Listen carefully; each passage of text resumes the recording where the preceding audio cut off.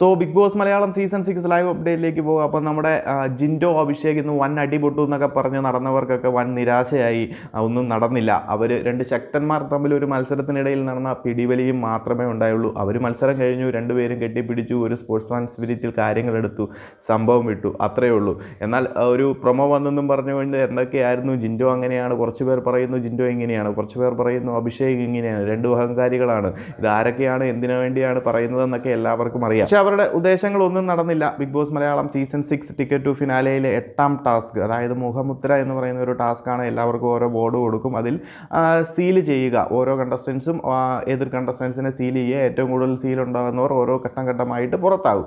അങ്ങനെ ഒരു മത്സരമായിരുന്നു നടന്നിരുന്നത്. അതിനിടയിൽ പല കണ്ടസ്റ്റൻസും അങ്ങോട്ടും ഇങ്ങോട്ടും തമ്മിൽ വാക്ക് തർക്കങ്ങളും അടിപിടികളും കാര്യങ്ങളൊക്കെ ഉണ്ടാകും. അതൊക്കെ സർവ്വസാധാരണമാണ്. എല്ലാ സീസണുകളിലും എല്ലാ ടാസ്കുകളിലും ഇങ്ങനെയൊക്കെ വരുന്നതാണ്. കാരണം ഇത് കുറച്ച് ഫിസിക്കലായിട്ടും അതുപോലെ തന്നെ കുറച്ച് ഗ്രൂപ്പായിട്ടും ഒക്കെ കളിക്കേണ്ട സംഭവങ്ങളാണ്. ശ്രീതും നന്ദ്രയും തമ്മിൽ ചെറിയ പിടിവലികളുണ്ടായി.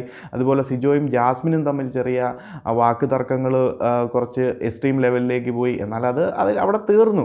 അതുപോലെ തന്നെ ജിൻഡോയും നമ്മുടെ അഭിഷേകും, അവർ രണ്ടും നമുക്കറിയാവുന്ന കാര്യമാണ്. ഫിസിക്കലി വളരെ സ്ട്രോങ് ആണ്. രണ്ടുപേരും ഒരു രക്ഷയുമില്ലാത്ത രണ്ട് കണ്ടസ്റ്റൻസുകളാണ്. അതുകൊണ്ട് അവർ തമ്മിൽ മത്സരത്തിനിടയിൽ ചില പിടിവലികളും മുന്തും തള്ളുമൊക്കെ ഉണ്ടാവും. അതവിടെ തീർന്നു. മത്സരം കഴിയുമ്പോൾ അതവിടെ തീർന്നു. മത്സരത്തിൽ വരുമ്പോൾ എന്ത് സുഹൃത്തുക്കളാണ് എങ്ങനെയാണെന്ന് പറഞ്ഞു കഴിഞ്ഞാലും ചെറിയ രീതിയിലൊക്കെ വാശിയും അതുപോലെ തന്നെ പോയിൻറ്റ്സും കാര്യങ്ങളും ഒക്കെ നോക്കുമ്പോൾ അങ്ങോട്ടും ഇങ്ങോട്ടും വാശിയും സ്പോർട്സ്മാൻ സ്പിരിറ്റും കാര്യങ്ങളും ഒക്കെ ഉണ്ടാകും. അതിനുള്ളിൽ തിരിച്ചിങ്ങോട്ട് ആക്രമിക്കാൻ വരുമ്പോൾ തിരിച്ചങ്ങോട്ട് ഡിഫെൻഡ് ചെയ്യും, തിരിച്ചങ്ങോട്ട് ആക്രമിക്കാൻ ചെല്ലുമ്പോൾ തിരിച്ചും ഈ പറയുന്ന ഡിഫൻസ് ഉണ്ടാവും. അങ്ങനത്തെ ചില പ്രശ്നങ്ങളൊക്കെ ഏത് ഗെയിമിലാണെന്നുണ്ടെങ്കിലും ഉണ്ടാകും. അത് ഗെയിമിനെ ഗെയിമായിട്ട് കാണുന്നവരും പ്രോപ്പറായിട്ട് ഗെയിമിനെ ആ രീതിയിൽ കണ്ട് കളിക്കുന്നവർക്ക് മാത്രമേ ആ ഒരു സംഭവം മനസ്സിലാകത്തുള്ളൂ. അല്ലാതെ വെറുതെ വായ്ത്താള വിട്ട് നിൽക്കുന്നവർക്കും ഇങ്ങനത്തെ കാര്യങ്ങളൊന്നും മനസ്സിലാകത്തില്ല.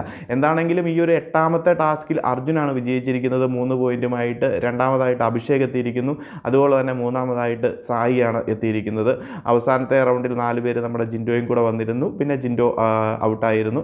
അതിനുശേഷം ഈ പറയുന്ന 3 പേരാണ് ഈ ഒരു ടാസ്കിൽ ലാസ്റ്റ് വന്നത്. പിന്നെ ഈ പറയുന്നത് പോലെ ഈ ഒരു ടിക്കറ്റ് ടു ഫിനാലെ 8ാമത്തെ ടാസ്ക് കഴിയുമ്പോൾ അഭിഷേക് 13 പോയിൻറ്റുമായിട്ട് ലീഡ് ചെയ്തുകൊണ്ടിരിക്കുകയാണ്. അതുപോലെ തന്നെ നമ്മുടെ അർജുൻ 8 പോയിൻറ്റുമായിട്ട് രണ്ടാമത് വന്നിട്ടുണ്ട്. പിന്നെ സായി, ജിൻഡോ എന്നിവരൊക്കെ ഓരോ പോയിൻറ്റുകളൊക്കെ ആയിട്ട്, ഈ പറയുന്ന പോലെ 5-6 പോയിൻറ്റുകളൊക്കെ ആയിട്ട്, ഋഷിയുണ്ട് 7 പോയിൻറ്റുകളൊക്കെ ആയിട്ട്, എല്ലാവരും ശക്തമായ മുന്നേറ്റം നടത്തിക്കൊണ്ടിരിക്കുകയാണ്. ഇനി എത്ര മത്സരങ്ങളുണ്ടെന്നറിയില്ല. 10 മത്സരങ്ങളാണെന്നുണ്ടെങ്കിൽ ഇനി 2 മത്സരങ്ങൾ കൂടി മാത്രമേ ബാക്കിയുള്ളൂ. ഈ ഒരു സിറ്റുവേഷനിലും അഭിഷേകിന് സാധ്യതയുണ്ട് കൂടുതൽ ലീഡെടുത്ത് ജയിച്ചു വരാൻ. എന്നാൽ ഇനി വരുന്ന 2 മത്സരങ്ങളിൽ തോൽക്കുകയും അതുപോലെ തന്നെ അർജുൻ 2 മത്സരങ്ങളിൽ വിജയിക്കുകയും ചെയ്ത് കഴിഞ്ഞിട്ടുണ്ടെങ്കിൽ അർജുനാകും ഈ പറയുന്ന ടിക്കറ്റ് ടു ഫിനാലെ വിൻ ചെയ്യാൻ പോകുന്നത്.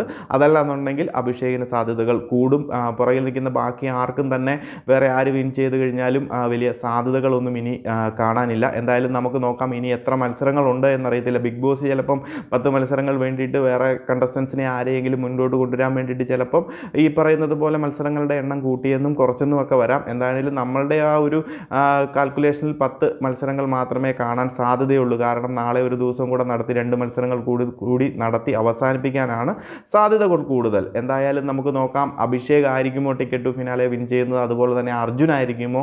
വേറൊരാൾക്ക് ചാൻസ് ഉണ്ട് എന്ന് എനിക്ക് തോന്നുന്നില്ല. കാരണം വീണ്ടും ഒരാൾ കൂടി വന്നു കഴിഞ്ഞാൽ ചിലപ്പം നമ്മുടെ ഋഷിക്ക് 7 പോയിൻ്റ് ഉണ്ടെന്ന് തോന്നുന്നു. ഋഷിയും കൂടെ വന്ന് 2 മത്സരങ്ങൾ വരുന്ന 2 മത്സരം കൂടെ വിൻ ചെയ്ത് കഴിഞ്ഞാൽ ഋഷിക്കും അഭിഷേകിൻ്റെ പോയിൻറ്റും സെയിം ആയിട്ട് മാറും. അത് കഴിയുമ്പോൾ ഇവർക്കൊരു ടൈ ബ്രേക്കർ കൊടുക്കുമോ എന്ന് പോലും അറിയത്തില്ല. ബിഗ് ബോസ് ചിലപ്പോൾ ഒരു ട്വിസ്റ്റ് ഉണ്ടാക്കാൻ അങ്ങനെ പല നാടകങ്ങളും നടത്തിയെന്നും വരാം. അപ്പം എന്താണെങ്കിലും നമുക്ക് കുഴപ്പമില്ല. ആരാണെന്നുണ്ടെങ്കിലും മികച്ച രീതിയിൽ ഗെയിം കളിക്കുന്നവർ വിജയിക്കട്ടെ. അപ്പം 8ാമത്തെ ടിക്കറ്റ് ടു ഫിനാലെ ടാസ്കുകളും കഴിഞ്ഞിരിക്കുകയാണ്. മികച്ചൊരു ഗെയിം തന്നെയായിരുന്നു. കുറച്ച് ആൾക്കാരുടെ ഫാൻസുകാർ പ്രതീക്ഷിച്ചതുപോലെ അടിയും പൊട്ടിയില്ല, ഒന്നും നടന്നില്ല. അവർക്ക് വൻ നിരാശ തന്നെയായിരിക്കും ഈ ഒരു രാത്രി. അപ്പോൾ കൂടുതൽ അപ്ഡേറ്റുകളുമായി മറ്റൊരു വീഡിയോയിൽ കാണാം.